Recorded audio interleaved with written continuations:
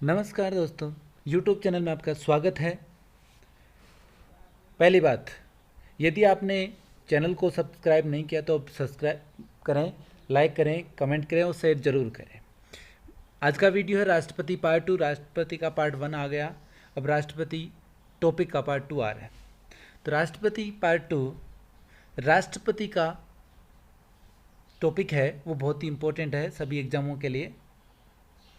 राष्ट्रपति का महाभियोग। तो राष्ट्रपति को हटाने की जो प्रक्रिया होती है वो महाभियोग प्रक्रिया होती है। कौन सी प्रक्रिया? महाभियोग प्रक्रिया होती है। अनुच्छेद 61 के अंतर्गत राष्ट्रपति को संविधान के अतिक्रमण के करने पर उनके पद से कार्यकाल पूर्ण होने से पहले ही महाभियोग द्वारा हटाया जाता है। तो अगर राष्ट्रपति एक ही कारण राष्ट्रपति में महाभियोग लगाया जाता है, वह होता है संविधान के अतिक्रमण करने पर। संविधान में जो बातें लिखी गई है उन बातों को नहीं मानने पर, उनका अतिक्रमण करने पर राष्ट्रपति को महाभियोग प्रक्रिया द्वारा हटाया जाता है। तो क्वेश्चन आ सकता है कि राष्ट्रपति को पद से हटाया जाता है, प्रक्रिया हो गई महाभियोग प्रक्रिया, कब लगाई जाती है? जब संविधान के अतिक्रमण करने पर राष्ट्रपति पर महाभियोग लगाया जाता है। महाभियोग का आरोप संसद के किसी भी सदन द्वारा लगाया जा सकता है। ये नहीं कि महाभियोग की जो प्रक्रिया है वो लोकसभा में शुरू होगी या राज्यसभा में शुरू होगी, तो वह किसी भी सदन में महाभियोग की प्रक्रिया शुरू की जा सकती है, आरोप लगाया जा सकता है। लेकिन ऐसा कोई आरोप तब तक नहीं लगाया जाता जब तक ये निम्न की जो बातें हैं वो लागू नहीं होती, ये बातें इन शर्तों को पूरा नहीं करते, तब तक महाभियोग की प्रक्रिया लगाई नहीं जाती। प्रस्तावित आरोप एक संकल्प के रूप में ना हो, प्रस्तावित आरोप एक संकल्प के रूप में ना होने पर यह आरोप नहीं लगाया जा सकता। दूसरी बात है, जो कम से कम 14 दिन की लिखित सूचना देने के बाद न प्रस्तुत की गई हो। तो राष्ट्रपति को महाभियोग लगाने से पहले 14 दिन पूर्व लिखित में उनको सूचना दी जानी आवश्यक है। तीसरी है, जिस पर सदन के 1/4 सदस्य के हस्ताक्षर करके प्रस्तावित करने का तथ्य प्रकट ना हो। चौथी बात है, उस सदन के कुल सदस्य संख्या का कम से कम 2/3 बहुमत द्वारा ऐसा संकल्प पारित नहीं होने पर। पांचवी बात है, किसी सदन द्वारा आरोप लगाया जा चुका है तो दूसरा सदन आरोप की जांच करेगा, या तो सदन स्वयं करेगा या किसी न्यायालय द्वारा या न्यायाधिकरण के द्वारा जांच की जाएगी। तो 5 बातें हैं कि महाभियोग प्रक्रिया कब लागू होगी? जब संकल्प प्रस्तावित हो। प्रस्तावित आरोप क्या होना चाहिए? एक संकल्प होना चाहिए। 14 दिन पूर्व राष्ट्रपति को सूचित होना चाहिए। 1/4 सदस्यों का हस्ताक्षर प्रस्ताव पे होना चाहिए। सदन के कुल 2/3 बहुमत द्वारा वो पारित होना चाहिए। आरोप जो लगाया गया है उस आरोप को दूसरा सदन जांच करेगा, या तो सदन खुद जांच करेगा या किसी न्यायाधिकरण द्वारा या न्यायालय द्वारा जांच की जाएगी। राष्ट्रपति का जांच में स्वयं उपस्थित होकर या वकील द्वारा अपने बचाव प्रस्तुत करने का राष्ट्रपति को क्या हो गया? अधिकार है राष्ट्रपति को कि राष्ट्रपति उसकी जांच करने के लिए, अपने बचाव करने के लिए या तो खुद स्वयं प्रकट होंगे या अपने द्वारा कोई अधिकृत व्यक्ति सदन में प्रस्तुत होगा। जांच के बाद यदि सदन के सदस्य कम से कम 2/3 बहुमत द्वारा एक संकल्प पारित करके ये घोषित कर देते हैं कि राष्ट्रपति पर लगाया गया आरोप साबित हो चुका है, तो ऐसा संकल्प का प्रभाव उसको पारित किए जाने की तारीख से राष्ट्रपति को उसके पद से हटाया हुआ मान लिया जाएगा। लेकिन राष्ट्रपति को पद से हटाया हुआ मान लिया जाएगा, उनके द्वारा किए गए कार्यों को अवैध नहीं माना जाएगा। इस प्रकार महाभियोग संसद की एक अर्ध न्यायिक प्रक्रिया है। तो महाभियोग क्या हो गई? संसद की अर्ध न्यायिक प्रक्रिया हो गई। संसद के दोनों सदनों के नामित सदस्य जिन्होंने राष्ट्रपति के चुनाव में भाग नहीं लिया था वह महाभियोग प्रक्रिया में भाग ले सकते हैं। तो संसद के दोनों सदनों के जो मनोनीत सदस्य हैं वो चुनाव में भाग नहीं लेते, लेकिन महाभियोग की प्रक्रिया में वो भाग ले सकते हैं। नेक्स्ट है, राज्य विधानसभाओं के निर्वाचित सदस्य तथा दिल्ली पुदुचेरी की विधानसभा के निर्वाचित सदस्य इस प्रक्रिया में भाग नहीं लेते जिन्होंने चुनाव प्रक्रिया में भाग लिया। तो राष्ट्रपति की महाभियोग की प्रक्रिया में भाग सिर्फ और सिर्फ संसद के दोनों सदनों के सदस्य भाग लेंगे, चाहे वह निर्वाचित हो और मनोनीत हो। राज्यों की विधानसभाओं के दिल्ली और पुदुचेरी विधानसभाओं के सदस्य भाग नहीं लेते जो चुनाव में भाग लेते हैं। नेक्स्ट आ गई, अभी तक किसी भी राष्ट्रपति पर महाभियोग की प्रक्रिया नहीं चालू लगाई गई है, न ही उन पर आरोप लगाया गया है। पद की रिक्तता, राष्ट्रपति की पद की रिक्तता कैसे होती है? 5 साल की अवधि समाप्ति पर उनकी पद की रिक्तता हो जाती है, मृत्यु हो जाने पर हो जाती है, महाभियोग द्वारा हटाया जाने पर पद, यदि वह पद ग्रहण करने के अपात्र हो या निर्वाचन को अवैध घोषित कर दिया जाता है तब उनकी पद की रिक्तता हो जाती है, या उन्होंने त्यागपत्र दे दिया हो तब पद की रिक्तता हो जाती है। संविधान के अनुच्छेद 62 के अनुसार, 61 में तो महाभियोग है, 62 के अनुसार राष्ट्रपति के लिए निर्वाचन पद अवधि की समाप्ति से पहले ही चुनाव जो है, निर्वाचन है, राष्ट्रपति पद के लिए जो निर्वाचन है उनकी पद की समाप्ति से पहले ही पूर्ण कर लिए जाएंगे। परंतु राष्ट्रपति पद अवधि समाप्त हो जाने पर अपने पद पर तब तक बने रहेंगे जब तक उनका उत्तराधिकारी पद ग्रहण नहीं कर लेता, तब तक उनका कार्यकाल रहेगा।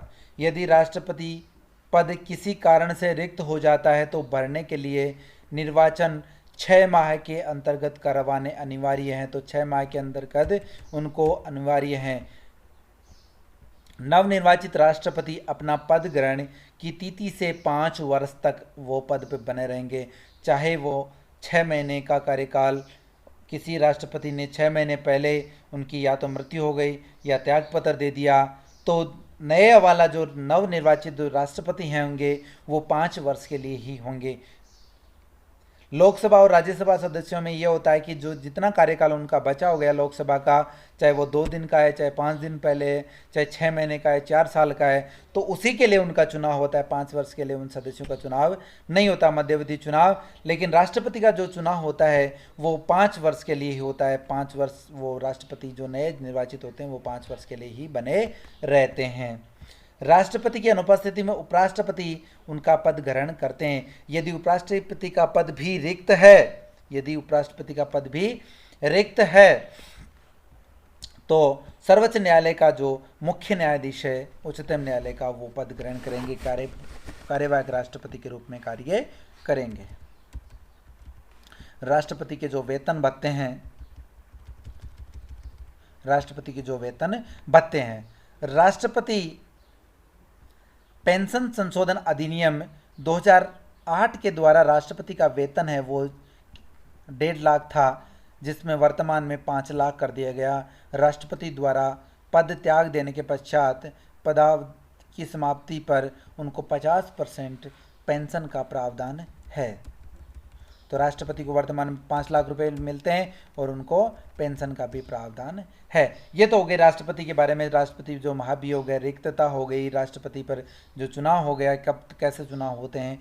अब हो गए राष्ट्रपति की शक्तियाँ, जो राष्ट्रपति के पास क्या क्या शक्तियाँ प्राप्त होती है। तो सामान्य शक्ति, कार्यपालिक, सामान्य शक्तियाँ, राष्ट्रपति जो सामान्य शक्ति और आपातकालीन 2 शक्तियाँ होती है। तो सामान्य शक्ति कौन सी होगी? सामान्य शक्ति होगी कार्यपालिका की शक्ति। कौन सी होगी? कार्यपालिका की शक्ति होगी। लेजिस्लेटिव पावर्स, राज्य से संबंधित तो निषेध अधिकार है, कूटनीतिक है, सैनिक है, न्यायिक है और वित्तीय, ये हो गई उनकी सामान्य शक्तियाँ। राष्ट्रपति की जो सामान्य शक्तियाँ हो गई। आपातकालीन शक्तियाँ, वित्तीय संकट, राष्ट्रपति शासन और राष्ट्रीय आपातकाल, ये हो गई इनकी आपातकालीन शक्तियाँ। अब हम पढ़ते हैं सामान्य शक्तियाँ, राष्ट्रपति की जो सामान्य शक्तियाँ होती हैं।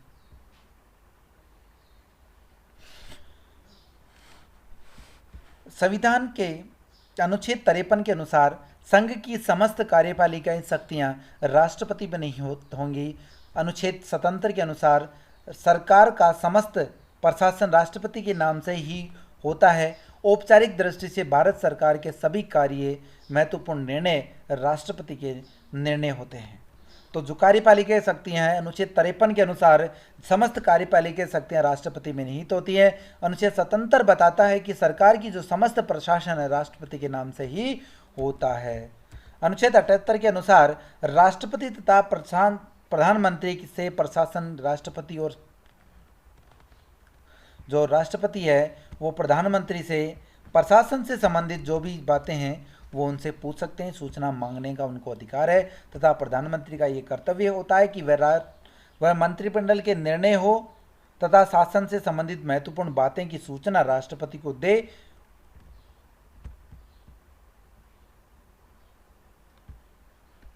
ठीक है, जो राष्ट्रपति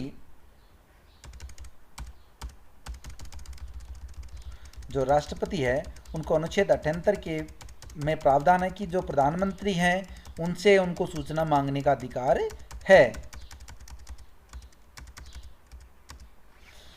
वह प्रधानमंत्री की नियुक्ति करता है और प्रधानमंत्री की मंत्रणा के अनुसार अन्य मंत्री उच्चतम न्यायालय में न्यायाधीशों की नियुक्ति, उच्च न्यायालय में न्यायाधीशों की नियुक्ति, महान्यायवादी, निरीक्षक एवं महालेखा परीक्षक, संघ लोक सेवा आयोग के अध्यक्ष और सदस्यों की निर्वाचन, वित्त, राज्य, भाषा, राष्ट्रीय महिला आयोग, राष्ट्रीय अल्पसंख्यक आयोग, राष्ट्रीय मानवाधिकार आयोग, राष्ट्रीय अनुसूचित जाति जनजाति आयोग के अध्यक्ष और सदस्यों की नियुक्ति राष्ट्रपति द्वारा की जाती है। उच्च न्यायालय और उच्चतम न्यायालय के न्यायाधीशों तथा अन्य न्यायाधीशों, संघ व राज्य लोक सेवा आयोगों के अध्यक्षों और सदस्यों की को कुछ अवस्थाओं में एक निश्चित प्रक्रिया द्वारा पदच्युत करने का अधिकार भी राष्ट्रपति को ही है। तो ये होंगे इनकी कार्यपालिकाएं शक्तियां। अनुच्छेद 239 के अंतर्गत केंद्र शासित प्रदेशों का शासन भी राष्ट्रपति द्वारा किया जाता है। अनुच्छेद 263 के अंतर्गत केंद्र राज्य सहयोग तथा राज्यों के पारस्परिक संबंध समन्वय को बढ़ाने के लिए राष्ट्रपति अंतर्राज्यीय परिषद का गठन भी करता है। तो ये हो गई इनकी राष्ट्रपति की कार्यपालिका शक्तियां। राष्ट्रपति की इनकी नियुक्ति करता है, राष्ट्रपति के नाम से शासन का औपचारिक शासन राष्ट्रपति के नाम से ही चलाया जाता है। नेक्स्ट हो गया लेजिस्लेटिव पावर्स, विधायिक जो शक्तियां होती है वो क्या क्या हैं।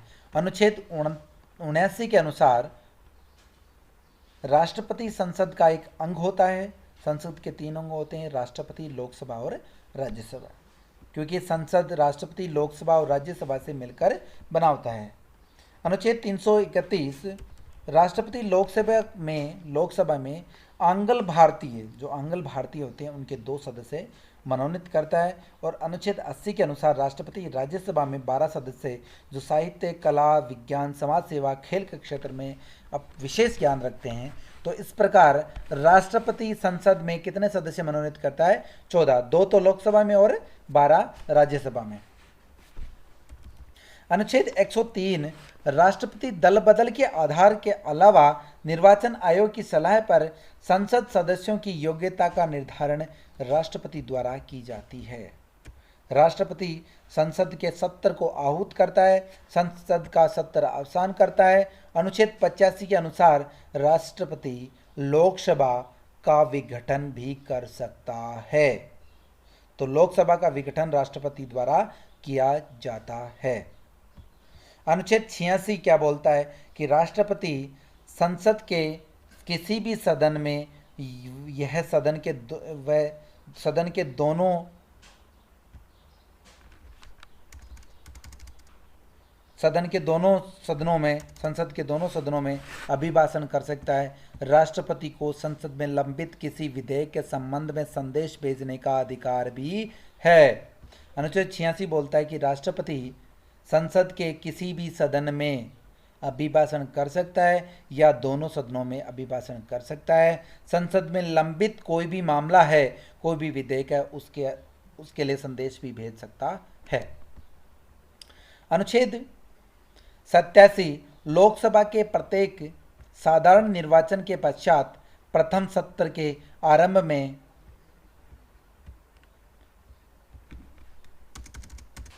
प्रत्येक वर्ष के प्रथम सत्र के आरंभ में संसद के दोनों सदनों में अभिभाषण करता है।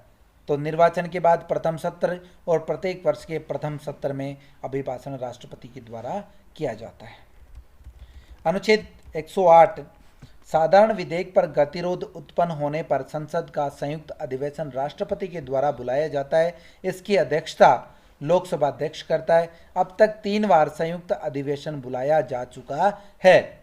तो 108 के अनुसार संसद की दोनों सदनों में अगर गतिरोध पैदा हो गया, साधारण विधेयक है, तो राष्ट्रपति द्वारा संयुक्त अधिवेशन बुलाने का शक्ति है राष्ट्रपति को, और संयुक्त अधिवेशन का जो अध्यक्षता है वो लोकसभा अध्यक्ष द्वारा की जाएगी। अब तक 3 बार संयुक्त अधिवेशन हो चुका है। पहला है 1961 दहेज निषेध विधेयक। जो दहेज निषेध विधेयक है, जो दहेज निषेध विधेयक है, एंटी डोरी, तो उस पे 1961 में, 1978 बैंकिंग सेवा आयोग अधिनियम और 2002 में कोटा अधिनियम। तो 3 बार अभी तक संयुक्त अधिवेशन बुलाया जा चुका है, 1961, 1978 और 2002। अनुच्छेद 111 संसद द्वारा पारित किए गए जाने पर राष्ट्रपति के समक्ष अनुमति के लिए भेजा जाता है। तो राष्ट्रपति या तो उस पर अनुमति प्रदान कर देता है या विधेयकों के पुनर्विचार के लिए संसद को वापस भेज देता है। यदि संसद उन्हें विधेयक पारित कर दे तो राष्ट्रपति उस पर हस्ताक्षर करने के लिए बाध्यकारी होगा। तो राष्ट्रपति के पास ये शक्ति है कि संसद को पुनर्विचार के लिए भेजे या अपने पास रखे। तो अगर पुनर्विचार के लिए राष्ट्रपति उनको भेज देता है तो राष्ट्रपति को यह शक्ति नहीं है कि दोबारा पुनर्विचार के लिए भेज दे। राष्ट्रपति के लिए बाध्यकारी होगा कि राष्ट्रपति को हस्ताक्षर करने ही होंगे। राष्ट्रपति विधेयक पर अनुच्छेद 111 के तहत वीटो पावर का भी प्रयोग कर सकता है। और राष्ट्रपति की शक्तियां अनुच्छेद 111 द्वारा पारित विधेयकों को राष्ट्रपति द्वारा स्वीकृति प्रदान करने के संबंध में जो वीटो शक्ति देता है वो है 111। तो 3 वीटो शक्तियां हैं। पूर्ण वीटो, किसी विधेयक को अनुमति नहीं देता या अपने पास सुरक्षित रख लेता है तो वह राष्ट्रपति का पूर्ण वीटो शक्ति कहलाती है। तो राष्ट्रपति की पूर्ण वीटो शक्ति का मतलब हो गया कि राष्ट्रपति किसी विधेयक को अपने पास सुरक्षित रख लेता है, वो हो गया पूर्ण वीटो शक्ति। अनुच्छेद जैसे 1951 में राष्ट्रपति पेप्सू विनियोग विधेयक पर अपना निर्णय पूर्णतः सुरक्षित रखा था, ये हो गया पूर्ण वीटो। 1993 में राष्ट्रपति आर वेंकटरमन द्वारा संसद सदस्य वेतन भत्ता पेंशन संशोधन विधेयक को रोक के रखा। ये 2 उदाहरण हैं जो पूर्ण वीटो का राष्ट्रपति ने 1954 में प्रयोग किया और एक बार किया था 1993 में। निलंबनकारी वीटो, सस्पेंसरी वीटो, सस्पेंड जिसको कहते हैं, जब राष्ट्रपति किसी विधेयक को संसद के पास पुनर्विचार के लिए भेजता है तो ये हो गया राष्ट्रपति का निलंबनकारी वीटो। जैसे एपीजे अब्दुल कलाम ने सांसद अयोग्यता निवारण संशोधन विधेयक 2005 के संबंध में किया था, तो वो हो गया निलंबनकारी वीटो। जेबी वीटो, कौन सा वीटो? जेबी वीटो। इसे पॉकेट वीटो भी कहा जाता है। जब राष्ट्रपति संसद द्वारा पारित विधेयक पर अनुमति देता है और ना ही पुनर्विचार के लिए वापस भेजता है तो यह कहा जाता है कि राष्ट्रपति ने जेबी वीटो या पॉकेट वीटो का प्रयोग कर लिया, अर्थात राष्ट्रपति के पास वो सुरक्षित पड़ा है। इसका प्रयोग राष्ट्रपति ज्ञानी जेल सिंह ने 1986 में संसद द्वारा पारित डाक विधेयक संशोधन विधेयक में किया था। राष्ट्रपति ने न तो उस कानून की अनुमति दी और न ही संसद के पास पुनर्विचार के लिए भेजा था। 1986 में ज्ञानी जेल सिंह ने। राष्ट्रपति धन विधेयक, वित्त विधेयक एवं संविधान संशोधन विधेयक पर पुनर्विचार नहीं कर सकता। राष्ट्रपति के पास ऐसी शक्ति नहीं है। राष्ट्रपति बाध्यकारी हैं कि अगर धन विधेयक राष्ट्रपति के पास आ गया या वित्त विधेयक राष्ट्रपति के पास आ गया तो राष्ट्रपति को स्वीकृति प्रदान करनी ही होगी। राष्ट्रपति साधारण विधेयक पर एक बार पुनर्विचार कर सकता है। यदि संसद वापस विधेयक को लौटा दे तो राष्ट्रपति को हस्ताक्षर करने ही होंगे। राष्ट्रपति बाध्यकारी होंगे। नोट, ये विशेष बात है, ध्यान देना यहाँ पर। 42वें संविधान संशोधन द्वारा इंदिरा गांधी ने पुनर्विचार के अधिकार को समाप्त कर लिया। संविधान में लिखित कर दिया कि मंत्रिमंडल का आदेश राष्ट्रपति के लिए बाध्यकारी होगा। तो 42वें संविधान संशोधन द्वारा इंदिरा गांधी जी ने यह कर दिया कि राष्ट्रपति पुनर्विचार की जो शक्ति है राष्ट्रपति की वो समाप्त की जाती है। लेकिन 44वें संविधान संशोधन द्वारा पुनर्विचार का अधिकार राष्ट्रपति को वापस दे दिया गया।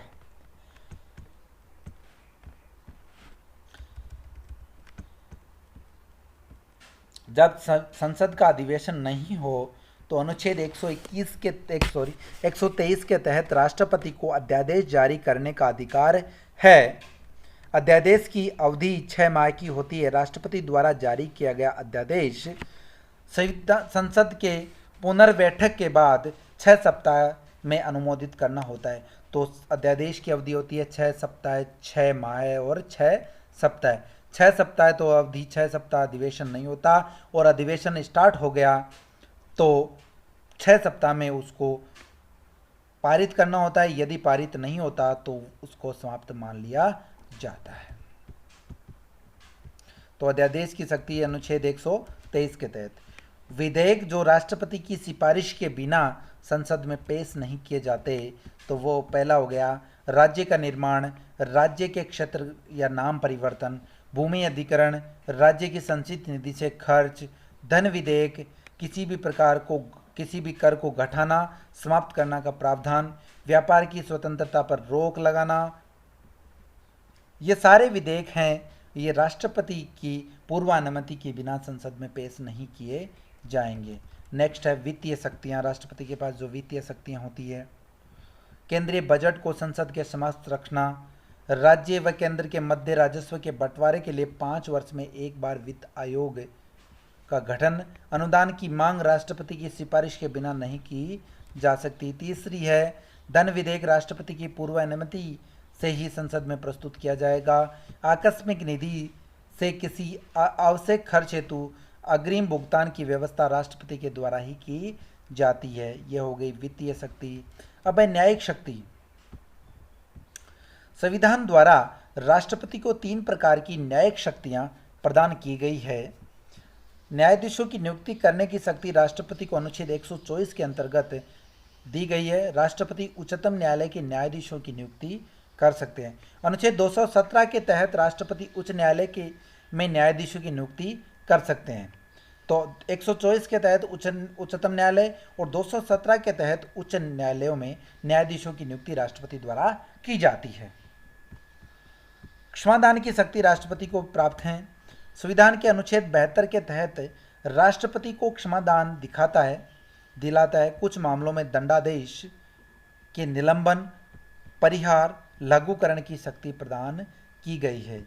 राष्ट्रपति को निम्न मामलों में क्षमादान या दोष सिद्धि के निलंबन, परिहार, लघुकरण करने की शक्ति प्रदान की गई है। पहला है सेना न्यायालय द्वारा दिया गया दंड, मृत्युदंड आदेश के सभी मामलों, उन सभी मामलों में जिनमें दंड या दंडादेश ऐसे विषय संबंधित दिए गए हैं जिस विषय पर संघ की कार्यपालिका शक्ति का विस्तार है, ऐसे मामलों में राष्ट्रपति को क्षमादान की शक्ति प्राप्त है। पहला है प्रतिलंबन। क्या होता है? विधि द्वारा दिए गए दंड की अस्थायी स्थगन होता है प्रतिलंबन। क्षमा का अर्थ होता है अपराध के दंड से मुक्ति प्रदान करना। परिहार की प्रकृति में परिवर्तन, परिहार का मतलब होता है दंड की प्रकृति में परिवर्तन किए बिना ही दंड की मात्रा को कम कर देना, जैसे अर्थात 1 वर्ष के कारावास को घटाकर 6 माह कर देना, यह हो गया प्रतिहार। लघुकरण का अर्थ होता है दंड की प्रकृति में परिवर्तन करना, जैसे मृत्युदंड को आजीवन कारावास में बदल देना। राष्ट्रपति अपनी शक्तियों का प्रयोग मंत्रिपरिषद की सलाह से करता है। किसकी सलाह से करता है? मंत्रिपरिषद की सलाह से करता है। राष्ट्रपति की क्षमादान की शक्ति न्यायिक पुनरावलोकन के अधीन है। यदि राष्ट्रपति अपनी जो न्यायिक शक्ति है, क्षमादान की जो शक्ति है, उनका प्रयोग करते हैं तो उनकी न्यायिक पुनरावलोकन किया जा सकता है, क्योंकि राष्ट्रपति अपनी शक्तियों का प्रयोग मंत्रिपरिषद की सलाह पर करते हैं तो मंत्रिपरिषद राजनीतिक इसमें राजनीतिक दोष भी आ सकता है, इसलिए न्यायिक पुनरावलोकन किया जा सकता है। अनुच्छेद 161 में राज्यपाल को भी क्षमादान की शक्ति प्राप्त है, परंतु राज्यपाल और राष्ट्रपति की शक्तियों में निम्न अंतर पाया जाता है। देखिए पहला अंतर क्या हो गया। पहला अंतर है राष्ट्रपति सभी प्रकार के मृत्युदंड आदेश कम कर सकता है, जबकि राज्यपाल मृत्युदंड आदेश को क्षमा नहीं कर सकता। राज्यपाल सिर्फ मृत्युदंड के प्रतिलंबन, प्रतिहार या लघुकरण करने की शक्ति प्राप्त है, न कि उनको माफ करने की शक्ति प्राप्त है। नेक्स्ट दूसरा हो गया, राष्ट्रपति सेना न्यायालय के कोर्ट मार्शल द्वारा की गई सजा को कम कर सकता है, लेकिन राज्यपाल नहीं कर सकता। दो अंतर हो गए। उच्चतम न्यायालय के से परामर्श लेने का अधिकार अनुच्छेद 142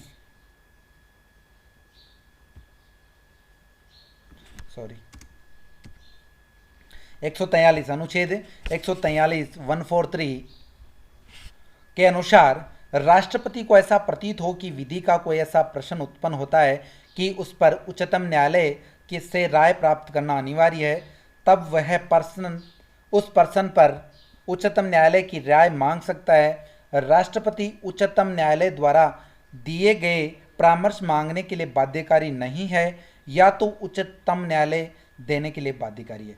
नहीं तो उच्चतम न्यायालय बाध्यकारी है देने के लिए परामर्श, और ना ही राष्ट्रपति दिए गए परामर्श को मानने के लिए बाध्यकारी है। अनुच्छेद 72 की जो शब्दावली है, क्षमा, अपराधी को पूर्ण रूप से क्षमादान, प्रतिलंबन, दंडादेश का अस्थायी निलंबन, विराम, विशेष कारणों से न्यून दंडादेश प्रदान करना, प्रतिहार, दंडादेश की प्रकृति में परिवर्तन किए बिना उसकी मात्रा कम करना, विराम, विशेष कारणों से न्यून दंडादेश प्रदान करना, लघुकरण, एक प्रकार के दंड के स्थान पर दूसरे प्रकार का वैकल्पिक दंड देना लघुकरण हो गया। अब नेक्स्ट हो गई कूटनीतिक जो शक्तियां होती है। कूटनीतिक जो शक्ति होती है, अंतर्राष्ट्रीय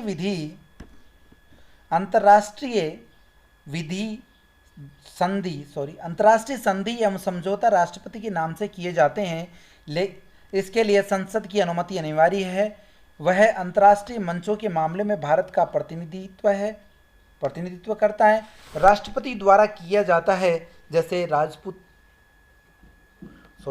राजदूतों, उच्चायुक्तों को भेजना, उनका स्वागत करना। ये गलती से लिखा गया राजदूतों। नेक्स्ट है सेना बलों का जो सैन्य शक्तियां होती है वो क्या हो गई है। सेना बलों का सर्वोच्च सेनापति राष्ट्रपति होता है। थल, जल, वायु सेना के प्रमुखों की नियुक्ति राष्ट्रपति द्वारा की जाती है। संसद के सहमति से राष्ट्रपति के द्वारा युद्ध की घोषणा अथवा समाप्ति की घोषणा की जाती है। राज्य से संबंधित शक्तियां, अनुच्छेद के अंतर्गत नए राज्यों का गठन, नाम, सीमा परिवर्तन संबंधित विधेयक राष्ट्रपति की अनुमति से संसद में रखे जाते हैं। अब नेक्स्ट हो गया आपातकालीन शक्तियां। सामान्य शक्तियां जो हो गई कार्यपालिका ही, कूटनीतिक, सैन्य, वित्तीय, न्यायिक, विधायक, ये जो शक्तियां हो गई ये होगी सामान्य शक्तियां। अब जो आपातकालीन शक्तियां होती है वह राष्ट्रपति की आपातकालीन शक्तियां तीन में होती हैं, राष्ट्रीय आपातकाल, राज्य में राष्ट्रपति शासन और वित्तीय आपातकाल। राष्ट्रीय आपातकाल की घोषणा करना अनुच्छेद 352, राज्य में संवैधानिक तंत्र की विफलता पर राष्ट्रपति शासन की घोषणा करना अनुच्छेद 356, वित्तीय आपातकाल की घोषणा करना अनुच्छेद 360। पहला है राष्ट्रीय आपातकाल, युद्ध, आक्रमण, सशस्त्र विद्रोह के कारण भारत या उसके किसी भाग की सुरक्षा में जो राष्ट्रीय आपातकाल होता है उसमें संकट हो तो राष्ट्रीय आपातकाल लागू किया जाता है। अब तक 3 बार राष्ट्रीय आपातकाल की घोषणा हो चुकी है। पहला हो गया 1962 में चीन आक्रमण। 1962 में राष्ट्रपति डॉक्टर राधाकृष्णन, प्रधानमंत्री जवाहरलाल नेहरू 26 अक्टूबर 1962 से 10 जनवरी 1978 तक राष्ट्रीय आपातकाल रहा था। 1971 में भारत पाक युद्ध, राष्ट्रपति वीवी गिरी और प्रधानमंत्री इंदिरा गांधी 3 दिसंबर 1971 से 27 मार्च 1977 तक। तीसरा है 1975, अशांति के कारण तीसरा, राष्ट्रपति फखरुद्दीन अली अहमद, प्रधानमंत्री इंदिरा गांधी 26 जून 1975 से 21 मार्च 1977 तक। आंतरिक अशांति, राष्ट्रीय आपातकाल की उद्घोषणा को 1 माह में अनुमोदित करना अनिवार्य है। संसदीय अनुमोदन के पश्चात एक बार में 6 माह तक, उसके बाद स्थिति अनंत समय तक जारी रह सकती है। यदि लोकसभा बंद है तो अनुमोदन राज्यसभा करेगी। राष्ट्रीय आपातकाल की अवधि निश्चित काल तक होती है, लेकिन प्रत्येक 6 माह के बाद संसद द्वारा उसका अनुमोदन आवश्यक है। सॉरी, ये गलत लिखा गया, संसद द्वारा अनुमोदन आवश्यक है। भारत में अभी तक राष्ट्रीय आपातकाल की घोषणा के समय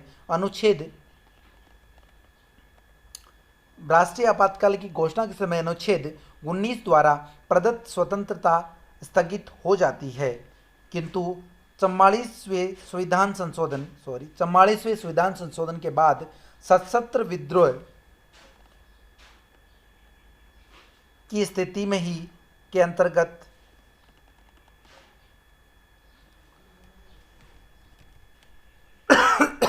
ये बात गलत लिखी गई है यहाँ पर, ये ऐसे होगी लाइन जो ऊपर लिखी गई है, जो अपना पहले था युद्ध, आंतरिक अशांति, उसके स्थान पर अब क्या कर दिया गया, सशस्त्र विद्रोह कर दिया गया। संसद राज्य सूची के किसी भी विषय पर कानून बनाने का अधिकार प्राप्त हो जाता है। अनुच्छेद 350, राष्ट्रीय आपातकाल की घोषणा के बाद संसद विधि द्वारा लोकसभा की अवधि को 1 वर्ष के लिए बढ़ाया जा सकता है। यदि एक बार से अधिक नहीं बढ़ाया जा सकता, 1 वर्ष से अधिक नहीं बढ़ाया जा सकता, आपातकाल की घोषणा समाप्त हो जाने के 6 माह स्वतः ही समाप्त हो जाएगी, तो 6 माह बाद आपको चुनाव करवाने ही पड़ेंगे। उद्घोषणा वापस लेने या लोकसभा के साधारण बहुमत से एक प्रस्ताव पारित कर राष्ट्रीय आपातकाल के समापन पर बैठक बुलाने उस समय अनिवार्य हो जाता है जब लोकसभा के 1/10 सदस्य लिखित नोटिस से स्पीकर या राष्ट्रपति को सूचित कर दें कि बैठक बुलाई जाए। न्यायालय में आपातकाल की घोषणा को चुनौती दी जा सकती है। राष्ट्रीय आपातकाल में अनुच्छेद 20 और 21 को छोड़कर समस्त मौलिक अधिकार सीमित किए जा सकते हैं तथा राज्य सरकारों की समस्त शक्तियां केंद्र सरकार के पास ले सकती है। सेना तथा पुलिस को शक्तिशाली बनाया जा सकता है। 44वें संविधान संशोधन 1978 द्वारा आंतरिक अशांति के स्थान पर सशस्त्र विद्रोह शब्द जोड़ दिया गया। पहले सशस्त्र विद्रोह नहीं था, आंतरिक अशांति थी, अब सशस्त्र विद्रोह जोड़ दिया गया। राज्य आपातकाल, राष्ट्रपति शासन, अनुच्छेद 356, राज्यपाल राष्ट्रपति को लिखित में जो सूचना अगर राज्यपाल द्वारा राष्ट्रपति को लिखित में सूचना दे दी जाए कि राज्य का जो शासन है, राज्य की संवैधानिक स्थिति है वो समाप्त हो गई है, तो यहाँ पर राष्ट्रपति शासन लागू किया जाए, तो राष्ट्रपति शासन लागू कर दिया जाता है। राष्ट्रपति शासन की घोषणा के 2 माह में संसद का अनुमोदन आवश्यक है। राष्ट्रपति शासन की अवधि सामान्यतः 6 माह होती है। 6 माह करके अधिकतम 3 वर्ष तक बढ़ाया जा सकता है। प्रत्येक 1 वर्ष बाद निर्वाचन आयोग से यह स्वीकृति लेनी पड़ती है कि राज्य में चुनाव नहीं करवाया जा सकता।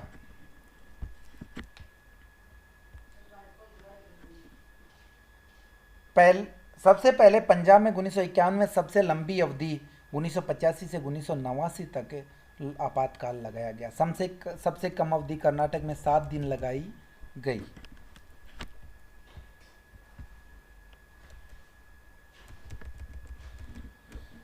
सबसे अधिक बार मिजोरम में 11 बार, राजस्थान में राष्ट्रपति शासन 4 बार 1967, 92 और 1977, 1967, 92, 1977 और 1980 में लगाया गया। राष्ट्रपति शासन के दौरान समस्त शक्तियां संसद के पास चली जाती है। उस राज्य का बजट भी पारित संसद द्वारा ही किया जाता है। राज्य की संचित निधि से व्यय करने के लिए राष्ट्रपति आदेश जारी कर सकता है। राष्ट्रपति किसी राज्य अधिकारी को राज्य की समस्त कार्यकारी शक्तियां हस्तगत कर सकता है। उद्घोषणा वापस लेने पर, संसद की स्वीकृति न मिलने पर, 3 वर्ष की अवधि पूर्ण हो जाने पर राष्ट्रपति शासन समाप्त मान लिया जाता है। अब तक 130 बार राष्ट्रपति शासन लगाया जा चुका है। अनुच्छेद वित्तीय आपातकाल, अनुच्छेद 360, यह वित्तीय आपातकाल की घोषणा में 2 माह में संसद का अनुमोदन आवश्यक है। इसकी अवधि अनिश्चित हो सकती है, लेकिन प्रत्येक 6 माह के बाद संसद का अनुमोदन आवश्यक है। वित्तीय आपातकाल भारत में एक बार ही लागू किया गया है। वित्तीय आपातकाल के दौरान केंद्र व राज्य सरकार के कर्मचारी एवं न्यायाधीशों के वेतन भत्तों में कटौती की जा सकती है।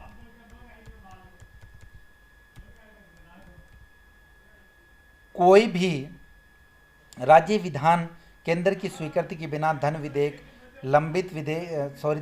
वित्त विधेयक पारित नहीं कर सकती। उद्घोषणा वापस लेने पर संसद द्वारा अनुमोदन न मिलने पर आपातकाल समाप्त मान लिया जाता है। अनुच्छेद 355 के अंतर्गत संसद कर्तव्य की वह राज्य की बाहरी आक्रमण, आंतरिक अशांति से रक्षा करे। महत्वपूर्ण तथ्य अब तक के भारत में अब तक 14 व्यक्ति राष्ट्रपति पद ग्रहण कर चुके हैं, जिसमें प्रथम है राजेंद्र प्रसाद, 2 बार पद पर सुशोभित हो चुके हैं। राष्ट्रपति की पदावधि 5 वर्ष की होती है, लेकिन राजेंद्र प्रसाद ने 10 वर्षों से अधिक की अवधि तक राष्ट्रपति पद ग्रहण किया। इसका कारण है कि 1952 में राष्ट्रपति के प्रथम चुनाव से पूर्व 24 जनवरी को संविधान सभा के द्वारा राष्ट्रपति के रूप में डॉक्टर राजेंद्र प्रसाद का चुनाव कर लिया गया था और संविधान के प्रवर्तन की तिथि 26 जनवरी से लेकर 12 मई तक राजेंद्र प्रसाद राष्ट्रपति पद पर रहे थे। भारत में अब तक 15 बार राष्ट्रपति के चुनाव किए गए, जिसमें एक बार 1977 में नीलम संजीव रेड्डी निर्विरोध चुनाव जीते थे। शेष 12 बार राष्ट्रपति पद के चुनाव में एक से अधिक उम्मीदवार हुए। अब तक केवल डॉक्टर राजेंद्र प्रसाद, अली अहमद, संजीव रेड्डी, ज्ञानी जैल सिंह, अब्दुल कलाम, प्रतिभा देवी सिंह पाटिल, प्रणब मुखर्जी, श्री रामनाथ कोविंद को छोड़कर अन्य सभी राज्यपाल पूर्व में उपराष्ट्रपति रहे हैं। डॉक्टर राधाकृष्णन लगातार 2 बार उपराष्ट्रपति और 1 बार राष्ट्रपति पद पर आसीन हुए थे। निर्दलीय उम्मीदवार के रूप में वीवी गिरी ऐसे राष्ट्रपति निर्वाचित हुए थे जिन्होंने कांग्रेस का स्पष्ट बहुमत होते हुए भी उनके कांग्रेस के उम्मीदवार को पराजित किया था। नीलम संजीव रेड्डी एकमात्र ऐसे राष्ट्रपति हैं वे जो एक बार चुनाव में पराजित होने के बाद निर्विरोध निर्वाचित हुए। ये लोकसभा के अध्यक्ष भी रह चुके हैं। कुल 747 सांसद जिनके मत पत्र वैध घोषित किए गए में से 552 रामनाथ कोविंद के पक्ष में और 225 श्रीमती मीरा कुमार के पक्ष में मत दिए थे। तो वर्तमान में जो हुए थे 747, उसमें से 522 रामनाथ कोविंद जो वर्तमान में राष्ट्रपति हैं उनको मिले थे। पद पर रहते हुए देहांत होने वाले प्रथम राष्ट्रपति डॉक्टर जाकिर हुसैन हैं। प्रथम कार्यवाहक राष्ट्रपति 2 बार मतगणना में विजय होने वाले राष्ट्रपति हैं वीवी गिरी। सर्वोच्च न्यायालय के मुख्य न्यायाधीश जो राष्ट्रपति पद पर आसीन हुए थे एम हिदायतुल्ला। एकमात्र राष्ट्रपति पॉकेट वीटो का प्रयोग करने वाले सेवानिवृत्त होने के बाद सड़क दुर्घटना में मौत ज्ञानी जैल सिंह। वे राष्ट्रपति जिन्होंने चुनाव में पहली बार दिल्ली व पुदुचेरी विधानसभाओं में भाग लिया था वो डॉक्टर शंकर दयाल शर्मा। राष्ट्रपति पद पर रहते हुए मतदान करने वाले प्रथम राष्ट्रपति, शासन पर पुनर्विचार करने वाले एकमात्र राष्ट्रपति हैं KR नारायण। मिसाइल मैन वैज्ञानिक के उपनाम से 5 प्रधानमंत्रियों के और वैज्ञानिक सलाहकार APJ अब्दुल कलाम। नवनिर्वाचित राष्ट्रपति श्रीमान रामनाथ कोविंद को 25 जुलाई को सर्वोच्च न्यायालय के मुख्य न्यायमूर्ति JS खर्रे द्वारा राष्ट्रपति के रूप में संविधान व विधि के परिरक्षण संरक्षण प्रतिरक्षण की शपथ दिलाई थी। यह हुआ है हमारे राष्ट्रपति का टॉपिक, 2 वीडियो में पूर्ण हुआ है। एक बार फिर धन्यवाद।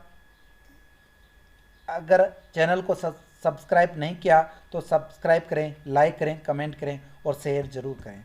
धन्यवाद।